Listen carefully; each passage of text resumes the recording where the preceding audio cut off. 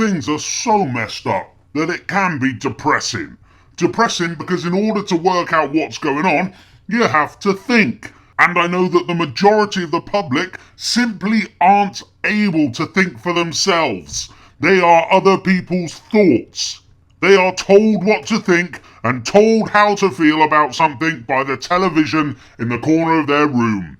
Today, more than ever, if you can think, then it becomes obvious that there's an agenda playing out behind the scenes that the public do not have access to and that the MPs are lying about.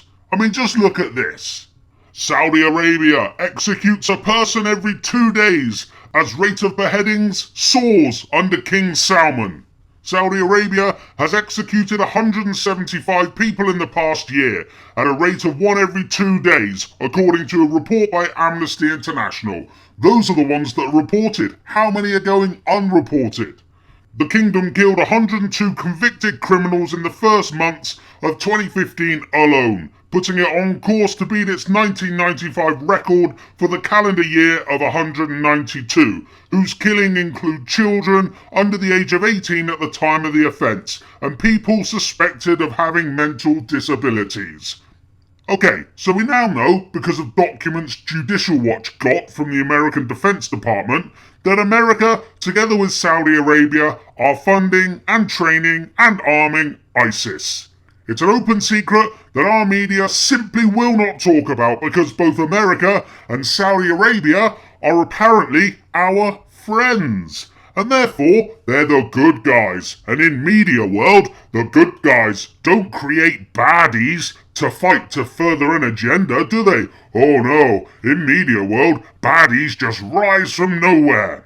But couple that article with this article. Chilcot won't delay a vote on bombing in Syria, vows PM. Concerns brushed aside by Downing Street ahead of expected ballot in early October.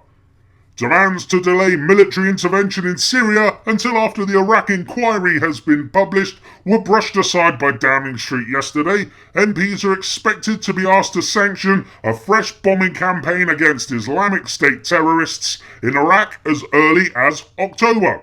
Some MPs have warned that no fresh military intervention in the Middle East should be contemplated until the Iraq inquiry has published its findings on the lessons that should be learned from the disastrous conflict. But Downing Street yesterday said David Cameron sees the two matters as distinct issues, meaning that Cameron wants blood, and he wants blood as quick as possible.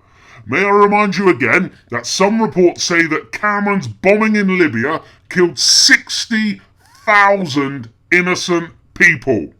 So, we're going to be asked to vote on the bombing of Syria and Libya to get ISIS, who are beheading people.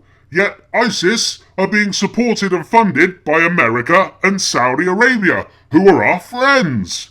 But one of our friends, Saudi Arabia, is beheading more people than ISIS are. Are we going to be asked to vote to bomb Saudi Arabia as well because of their beheadings?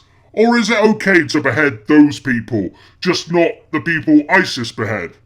And our other friends in this equation, America, well, they've created and supported more terrorists than anybody else in history on the planet. Are we going to be asked if we can bomb them because they support terrorists around the world, just like HSBC? Are we going to be asked to bomb HSBC? Oh my God, where's this going to end? Ah!